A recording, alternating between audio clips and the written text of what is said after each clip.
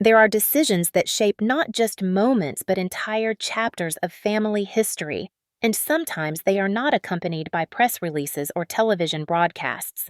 Instead, they happen in hushed voices behind palace doors, in long silences during family dinners, or in that unmistakable tension that fills a room where too many truths have been left unspoken for too long.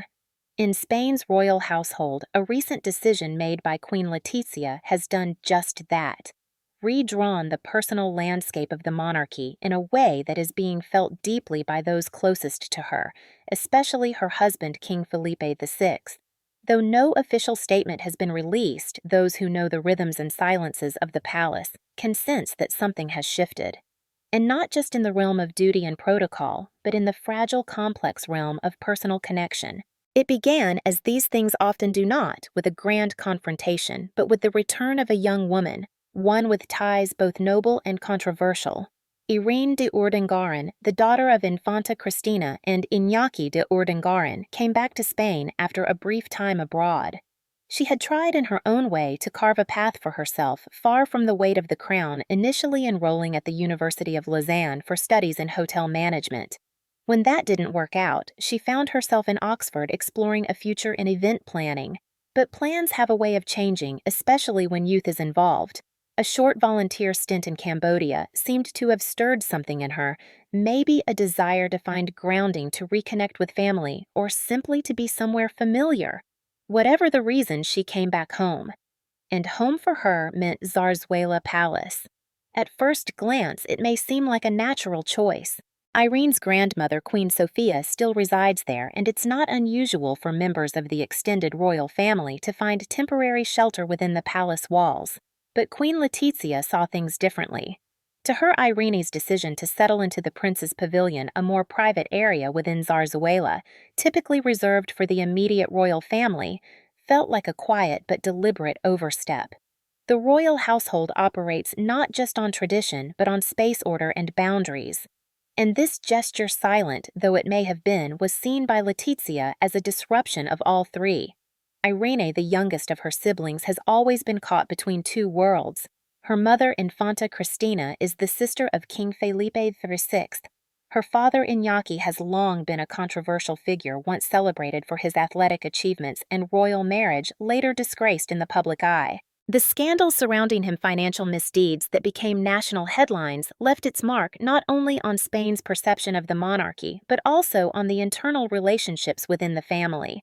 Letizia, known for her controlled demeanor and careful cultivation of the monarchy's modern image, has never taken lightly to anything or anyone that could bring unwelcome scrutiny.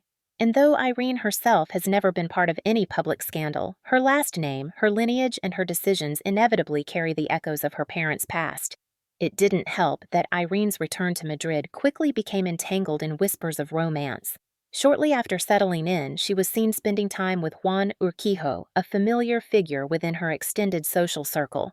Their relationship, still early and cloaked in discretion, developed quietly: late-night dinners, quiet outings, and shared time away from the public eye. To some, especially those who recall the cycles of royal romances, it was nothing out of the ordinary. Young people falling in love, or at least into companionship, is hardly rare.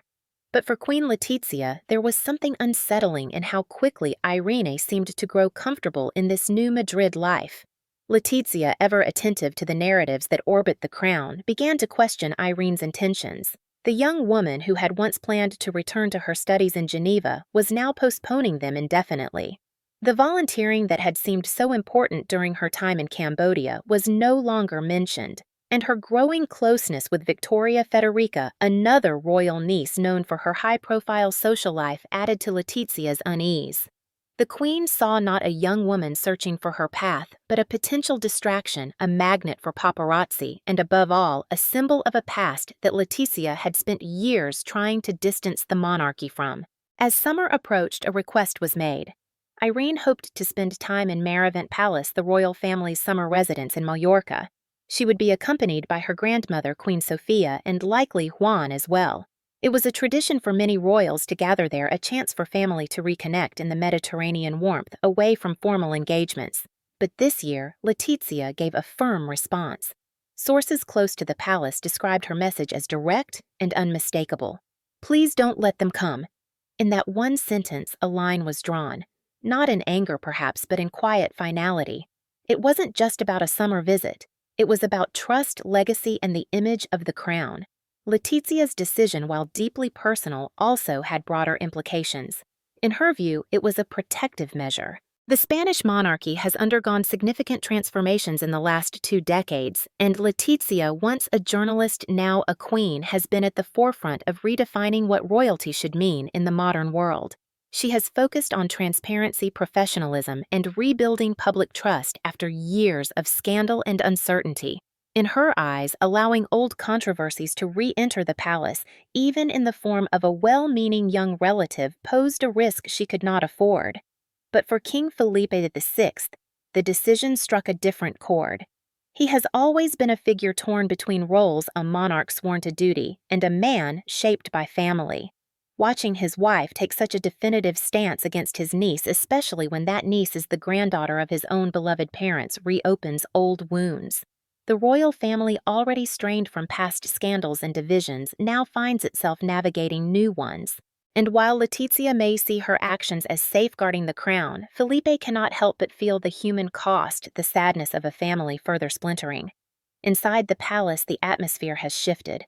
Conversations are more measured, glances hold more weight, and the laughter that once echoed through family dinners is quieter now. Queen Sophia, ever dignified, has not made public statements, but her disapproval is evident to those who have known her long.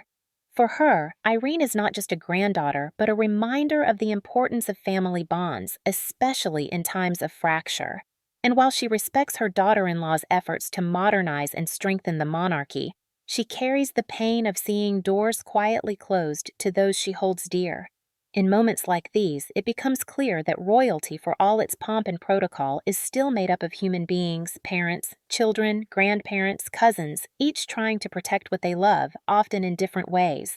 Queen Letizia's decision may well be the right one for the institution, but for the family behind the throne, it has left a deep silence, one that may take years to fill. And for King Felipe, that silence is not political. It's personal. It's the quiet sound of something breaking that no crown can mend. Outside the palace walls, the public remains largely unaware of the emotional storms unfolding behind closed doors. Most only see the carefully orchestrated appearances, the coordinated outfits, the polite waves. But those who have followed the Spanish royal family for decades can sense when something is amiss. The slight distance between Letizia and Queen Sophia at public engagements. The absence of Irene in summer photos, where once as a child she had played joyfully along the Balearic shores. These are the subtle signs that speak volumes to those who know how to listen. Among royal watchers and palace insiders, there is much quiet speculation. Some believe Queen Letizia is simply being pragmatic. In a world where one misstep can go viral within seconds, perhaps she's right to be cautious.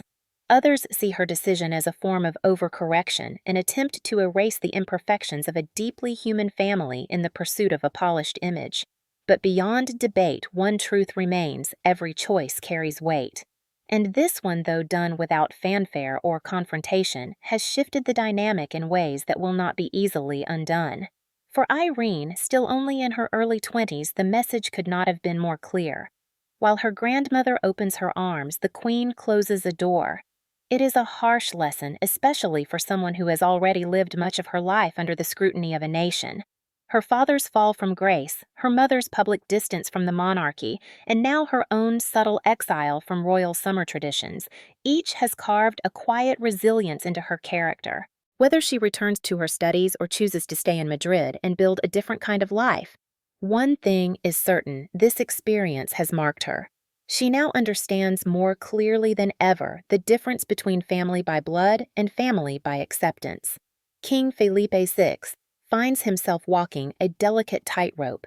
As monarch, he must support the decisions that protect the institution. As a husband, he understands Letizia's concerns, her long-standing commitment to dignity and order. But as a father and an uncle, he cannot ignore the hurt that now simmers just beneath the surface. He remembers Irene as a child, laughing in the gardens holding Queen Sophia's hand at Easter Mass. He recalls the softer moments, the ones that rarely make headlines but stay tucked away in the quiet corners of a man's heart. And now seeing her excluded not for wrongdoing but for who she is and where she comes from leaves him quietly grieving a family that seems to grow smaller with each passing season. This is not the kind of drama that makes front-page news. It's not scandalous, not loud, not televised. It's the kind of pain that slips in, quietly changes the temperature of a room, and lingers long after the conversation ends. It's the kind of decision that, while perhaps necessary, costs something irreplaceable. The sense that family, no matter how complex, will always find room for one more at the table. And as summer continues and the sea laps gently against the shores of Maravent, the palace remains calm on the outside. Inside, however, a chapter has closed. And whether it will ever be reopened is a question only time and perhaps forgiveness can answer.